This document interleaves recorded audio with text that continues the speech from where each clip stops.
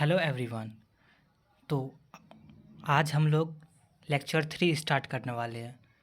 इससे पहले 2 वीडियो बन चुकी है, लेक्चर 1 और लेक्चर 2। आज लेक्चर 3 है जिसका टॉपिक है रीऑर्गेनाइजेशन ऑफ स्टेट्स। इससे पहले लेक्चर 2 में हम लोग पढ़े किस तरह से हैदराबाद को इंडियन यूनियन में मिलाया गया, गवर्नमेंट्स का क्या क्या अप्रोच था। उसके बाद मणिपुर को कैसे मिलाया गया इंडियन यूनियन के साथ। तो आज हम लोग पढ़ने वाले रीऑर्गेनाइजेशन ऑफ स्टेट्स। तो वन बाय लाइन पढ़ते हैं और आपको समझाते हैं कि स्टेट का रीऑर्गेनाइजेशन कैसे हुआ, स्टेट को इंडियन यूनियन के साथ कैसे सब मर्ज किया गया। ठीक है। The process of nation building did not come to an end with partition and integration of princely state. जो प्रोसेस था नेशन बिल्डिंग का जो प्रोसेस था वो ख़त्म नहीं होता है कि पार्टीशन ख़त्म हो गया, प्रिंसली स्टेट को मिला लिया तो इससे क्या होगा, नेशन बिल्डिंग हो जाएगा। बल्कि ये चैलेंज नहीं था, इसके अलावा भी बहुत सारे चैलेंज थे वो जिसको टैकल करना बहुत ही ज़रूरी था। Now the challenge was to draw the internal boundaries of the Indian states. क्योंकि जो दूसरा चैलेंज था वो था इंटरनल बाउंड्रीज जैसे क्या बोलते, किसको बोलते इंटरनल बाउंड्रीज बोला जाता है जब एक देश के अंदर बहुत सारे स्टेट रहते हैं, बहुत सारे राज्य रहते हैं, तो उसका भी क्या होता है, एक लाइन, एक बाउंड्री फिक्स किया जाता है। तो वही चैलेंज अब था इंडियन स्टेट के सामने। This was not just a matter of administrative division. और ये एक ऐसा मैटर नहीं था कि जो इसमें कोई प्रशासन आएगा और सबको अलग अलग कर देगा। क्योंकि ये जो बाउंड्री था ये किसके बेसिस पे होना था, तो इसके बेसिस पे होना था वहाँ का कल्चर का, वहाँ का लैंग्वेज, इसको लिंग्विस्टिक बोला गया है, कल्चर, पोलिटी और country could be reflect without affecting the unity of the nation. और बिना किसी के, ऐसा नहीं कि कोई भी एक लैंग्वेज वाले हैं तो उसमें 2-3 लैंग्वेज को सब मर्ज कर दिया, ऐसा नहीं। बल्कि अलग लैंग्वेज वाले, अलग कल्चर वाले के लिए अलग अलग स्टेट बनना था। ठीक है। और भाषा के आधार पे, उसके भाषा के आधार पे तो स्टेट बनना ही था, बल्कि उसके कल्चर को भी देखा जाता है। और बिना अफेक्ट के यूनिटी को, क्योंकि अगर यूनिटी अफेक्ट हो जाता तो क्या होता, बहुत जगह राइट उठ जाता और बहुत सारे स्टेट अलग नेशन का डिमांड करते। अब आगे पढ़ते हैं। During colonial rule the state boundaries were drawn either on administrative convenience और simply coincided with the territories annexed by the British government और the territories ruled by the princely power. तो colonial rule के समय में जब हमारे भारत पे British शासन था तो उस समय जो बाउंड्री होता था वो एडमिनिस्ट्रेटिव पर्पस होता था। मतलब जहाँ पे ब्रिटिश गवर्नमेंट का फैक्ट्री वहाँ पे एडमिनिस्ट्रेटिव ज़्यादा था, उस हिसाब से उसका बाउंड्री बनता था। और प्रिंसली स्टेट जो रहता था उसके हिसाब से टेरिटरी सब करता था। लेकिन जो हमारा न्यूली इंडिया था उसको तो इस बेसिस पे नहीं बना सकते थे, क्योंकि यहाँ पे बहुत सारे डाइवर्सिटी, एथनिकल ग्रुप्स और बहुत डिफरेंट लैंग्वेज के पीपल बिलोंग करते थे। और हम डेमोक्रेटिक गवर्नमेंट बनाने वाले थे, डेमोक्रेटिक इंडिया बनाना था हम लोग को। इसी कारण से our national movement had rejected this division as artificial and had promised the linguistic principle as the basis of formation of state. और हमारा जो नेशनल मूवमेंट लीडर जो थे वो इस डिवीज़न को, एडमिनिस्ट्रेटिव डिवीज़न को रिजेक्ट करते हैं।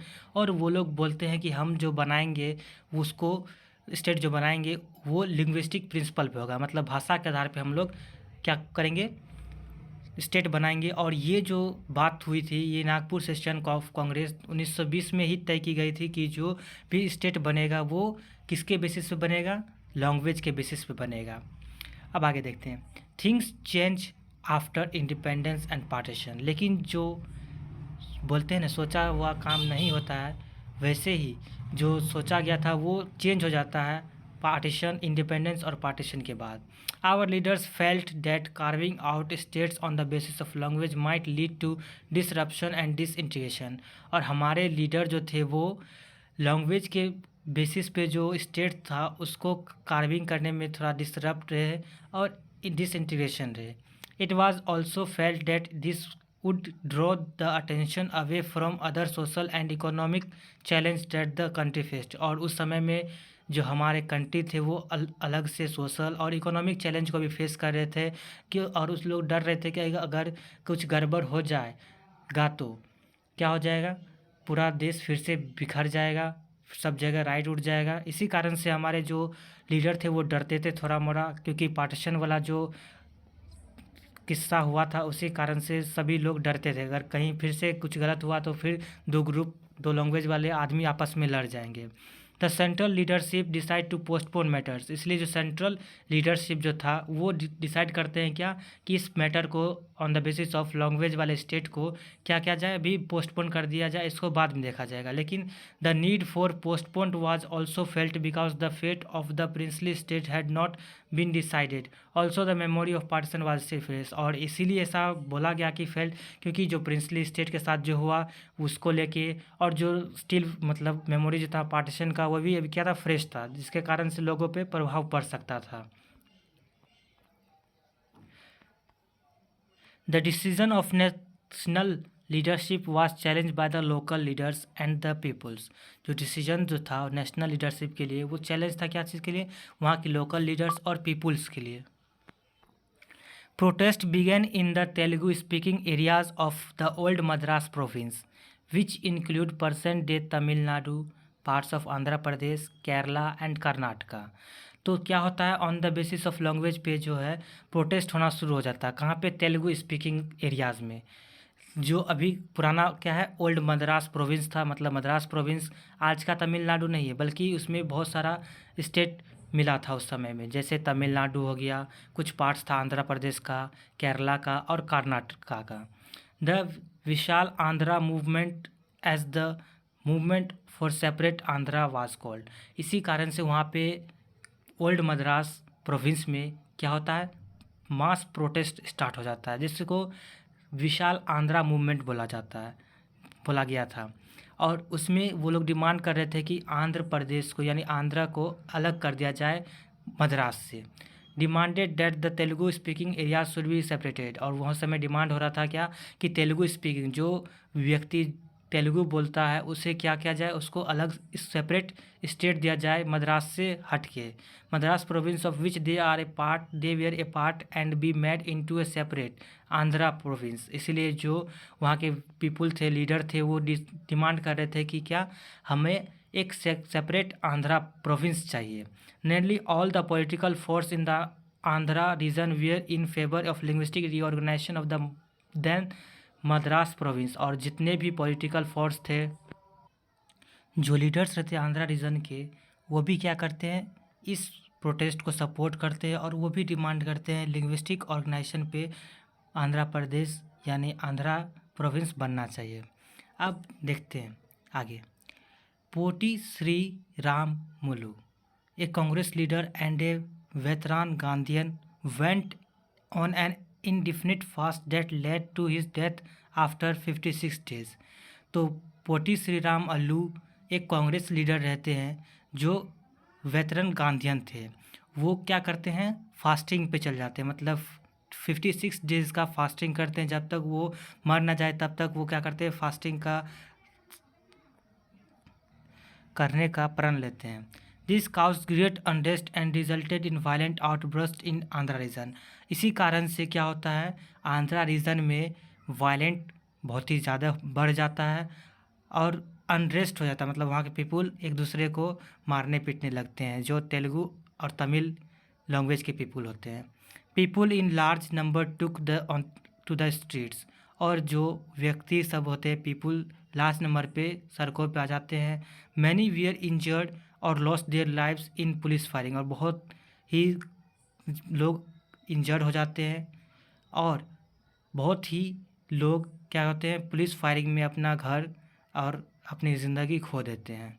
In Madras several legislature resign their seats in protest. और मद्रास में बहुत सारे कुछ लेजिस्लेचर क्या करते हैं, रिज़ाइन कर देते हैं अपने सीट से और प्रोटेस्ट करना शुरू कर देते हैं।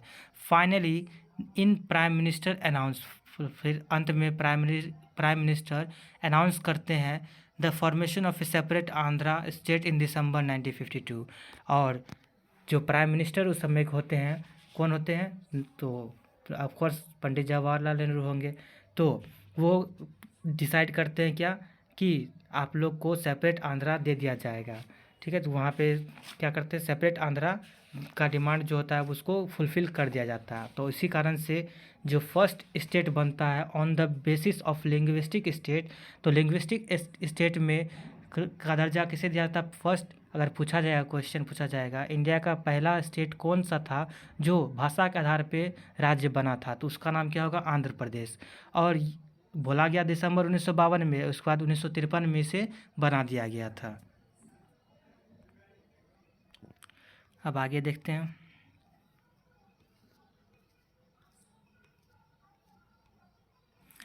The formation of Andhra spurred the struggle for making of the other states on linguistic line in other parts of the country। तो जैसे ही आंध्र प्रदेश का फॉर्मेशन कर दिया जाता है, तो अदर स्टेट, जो दूसरा स्टेट था, वो भी अब धीरे धीरे क्या करता है, डिमांड उठाना लगता है। मतलब वो भी प्रोटेस्ट करने लगता है, वो भी आवाज़ उठाने लगता है कि जिस तरह से आंध्र को लैंग्वेज के बेसिस पे स्टेट मिला है, वैसे हम लोग को भी मिलना चाहिए। This struggle force the central government into appointing a states reorganisation commission. इसी कारण से जो अलग अलग पार्ट ऑफ इंडिया में क्या होता है, स्ट्रगल्स होना शुरू कर होता है, जिसके कारण से जो सेंट्रल गवर्नमेंट होता है, वो सेंट्रल गवर्नमेंट जो रहते हैं वो क्या करते हैं, एक स्टेट रीऑर्गेनाइजेशन कमीशन अपॉइंट करते हैं। कब करते हैं, 1953 में। तो 1953 में स्टेट रीऑर्गेनाइजेशन कमीशन को अपॉइंट किया जाता है और उसको बोला जाता है कि आप देखिए किस तरह से रीड्राइंग किया जाए, बाउंड्री को, स्टेट बाउंड्री को किस तरह से रीड्राइंग किया जाए, कैसे बनाया जाए। The commission in its report accept that boundaries of the state should reflect the boundaries of different language. जो कमीशन होता है वो बात को, वो रिपोर्ट को एक्सेप्ट करता है और बोलता है कि जैसे जैसे जिस एरिया का जिस भाषा है उसी के हिसाब से क्या किया जाएगा, बाउंड्री बनाया जाएगा अलग अलग लैंग्वेज के हिसाब से। On the basis of its report the state reorganisation, तो स्टेट रीऑर्गेनाइजेशन एक्ट की रिपोर्ट के हिसाब से जो पास होता है कब, 1956, मतलब पास होता है 1953 में, लेकिन जो रिपोर्ट होता है वो कब देता है, 1956। मतलब ऐसा अगर आपसे क्वेश्चन पूछा जाए, when was state reorganisation commission established, then 1953, उसका आंसर क्या हो जाएगा, 1953 हो जाएगा। लेकिन कब वो रिपोर्ट देता है, तब वो क्या हो जाएगा, 1956। 3 साल बाद क्या करता है, रिपोर्ट देता है स्टेट रीऑर्गेनाइजेशन एक्ट, और उसके हिसाब से जो है this led to the creation of 14 states and 6 union territories. तो शुरुआत में 1956 में स्टेट रीऑर्गेनाइजेशन कमीशन के द्वारा बोला जाता है कि हमें 14 स्टेट और 6 यूनियन टेरिटरी बनाना है, ठीक है। तो 14 स्टेट्स और 6 यूनियन टेरिटरीज। अब देख लीजिए, यही पोटी श्री राम मल्लू थे, जो आंध्र प्रदेश में क्या फास्टिंग पे जाते हैं, यानी भूख हड़ताल करते हैं। अब आगे देखते हैं। One of the most concern in the early years was the that demands for separate states would endanger unity of the country.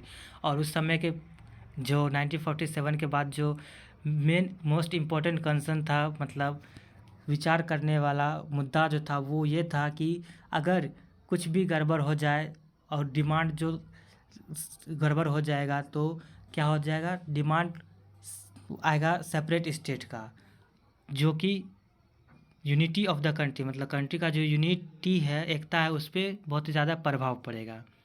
It was felt that linguistic states may foster separatism and create pressure on the newly found nation. और अगर वो fail हो जाएगा भाषा के आधार पे state बनाने में, तो क्या हो जाएगा, तो नया नया इंडिपेंडेंस कंट्री जो होता है वो होगा, वो क्या होगा, बिखर जाएगा, सेपरेटिज्म हो जाएगा, ठीक है, सेपरेटिज्म हो जाएगा। But the leadership under popular pressure, लेकिन जो लीडरशिप जो था पॉपुलर प्रेशर के तहत, finally made a choice in favour of linguistic state, ठीक है। तो क्या करता है, लिंग्विस्टिक स्टेट पे फाइनली फैसला ले लेता है और बनाने का सोच लेता है। It was hope that if we accept the regional and linguistic claims of all region, the threat of division and separatism would be reduced। तो ऐसा माना जाता है, ऐसा होप करता है कि जो भी रीजनल लिंग्विस्टिक क्लेम्स करेगा रीजन पे, उसको उस तरह से उसको क्या किया जाएगा, रिड्यूस किया जाएगा, उसको उस तरह से बाउंड्री बनाया जाएगा। Beside the accommodation of regional demands and the formation of linguistic states were also seen is more democratic। और जो भी एकोमोडेशन ऑफ रीजनल डिमांड्स होगा, मतलब रीजनल डिमांड का जो भी रीजन का जो डिमांड होगा उसको एकोमोडेट किया जाएगा। और फॉर्मेशन लिंग्विस्टिक स्टेट, मतलब भाषा के आधार पे जिस जिस तरह से फॉर्मेशन मिलेगा उस तरह से उसका स्टेट बनाया जाएगा। और जो भी होगा वो डेमोक्रेटिक वे में होगा, ठीक है, जो होगा वो डेमोक्रेटिक होगा।